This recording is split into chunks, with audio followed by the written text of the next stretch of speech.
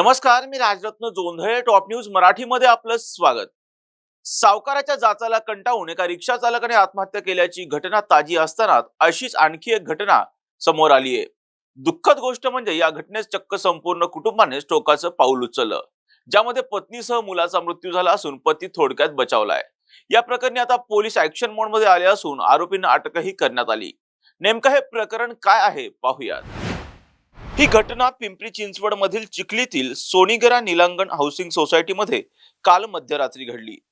एकाच कुटुंबातील पती पत्नी आणि मुलाने म्हणजे शुभांगी वैभव हांडे, धनराज वैभव हांडे आणि वैभव मधुकर हांडे यांनी सामूहिक आत्महत्या करण्याचा प्रयत्न केला. यामध्ये शुभांगी आणि धनराज यांचा दुर्दैवी मृत्यू झाला, तर वैभव हांडे हे थोडक्यात बचावले आहेत. मिळालेल्या माहितीनुसार हांडे यांनी संतोष पवार, जावेद खान आणि एका महिला सावकाराकडून 10% व्याजाने 10 लाख रुपये कर्ज घेतलं होतं. त्यातली जवळपास 9,50,000 इतकी मुद्दल रक्कम परत केली होती. यासह सावकारांना आपल्या मालकीची 1 एकर जमीन आणि 20 गुंठे जागा देखील लिहून दिली होती.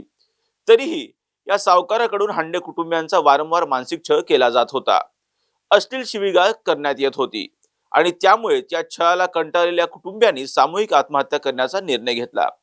मात्र पोलिसांच्या सतर्कतेमुळे वैभव हांडे यांचे प्राण थोडक्यात बचावले, तर त्यांच्या पत्नी आणि मुलाचा दुर्दैवी मृत्यू झालाय. या प्रकरणी आरोपी सावकाराला अटक करण्यात आली असून चिखली पोलीस ठाण्याचे पोलीस निरीक्षक विठ्ठल साळुंके यांनी सविस्तर माहिती दिली आहे. काल आम्हाला माहिती प्राप्त झाली की सोनाणे वस्ती या ठिकाणी सोनेगरा निलांगण सोसायटीमध्ये एका फ्लॅटमध्ये आत्महत्येचा प्रकार घडलेला आहे. त्याप्रमाणे आम्ही सोसायटीमध्ये प्रवेश केला. तिथं संबंधित फ्लॅटमध्ये दरवाजा तोडून आत प्रवेश केल्यानंतर आम्हाला असं दिसलं की एका महिलेने गळफास लावलेले, एका पुरुषानेही गळफास लावलेला आहे आणि एक 8 ते 9 वर्षाचा मुलगा बेडवर तिथे पडलेला आहे. आम्ही ते पाहिल्यानंतर आमच्या असं लक्षात आलं की तो पुरुष जो आहे त्याची हालचाल होते, म्हणून आम्ही लागलीच त्याला जवळच्या हॉस्पिटलमध्ये ॲडमिट करून घेतलं आणि थोड्या वेळातच तो शुद्धीवर आला.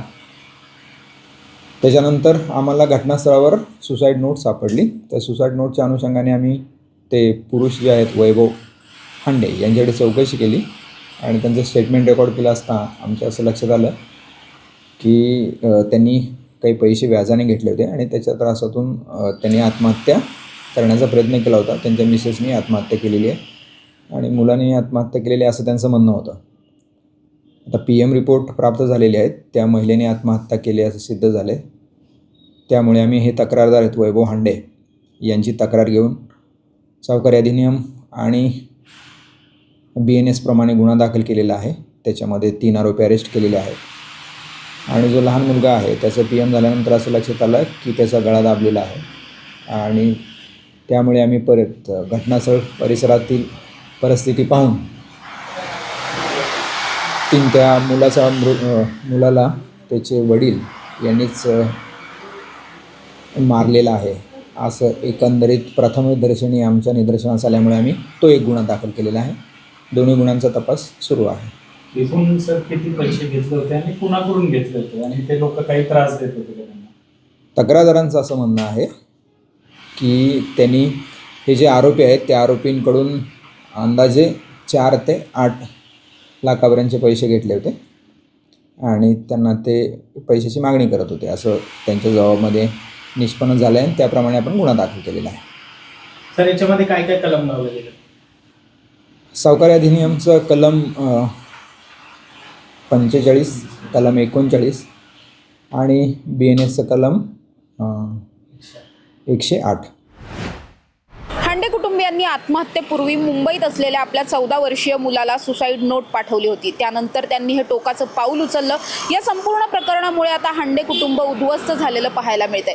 अशाच पद्धतीने सावकारी जाचाला कंटाळून एका रिक्षा चालकाने देखील नुकतीच पिंपरी चिंचवडमध्ये आत्महत्या केली होती. या आत्महत्येपूर्वी त्यांनी देखील सुसाईड नोटच्या माध्यमातून सावकाराच्या छळाचा संपूर्ण पाढाच वाचून दाखवला होता. त्यांच्या आत्महत्येनंतर सुद्धा त्यांच्या संपूर्ण कुटुंब आता बिकट परिस्थितीतून जात असलेलं पाहायला मिळतंय. त्यामुळे त्यामुळेच अशा पद्धतीने कायद्याने जरी सावकारी छळावरती बेकायदेशीर सावकारांवरती बंदी घातलेली असली तरी सुद्धा समाजात अजूनही अशा पद्धतीच्या बेकायदेशीर सावकारांचा सुळसुळाट झाल्याचं पाहायला मिळतंय। त्यामुळेच अशा पद्धतीच्या सावकारांना रोखण्याचं, त्यांच्यावर आळा घालण्याचं मोठं आव्हान सध्या पोलिसांपुढे निर्माण झालंय। कॅमेरा पर्सन निलेश सह समृद्धी जाधव, टॉप न्यूज मराठी, पुणे।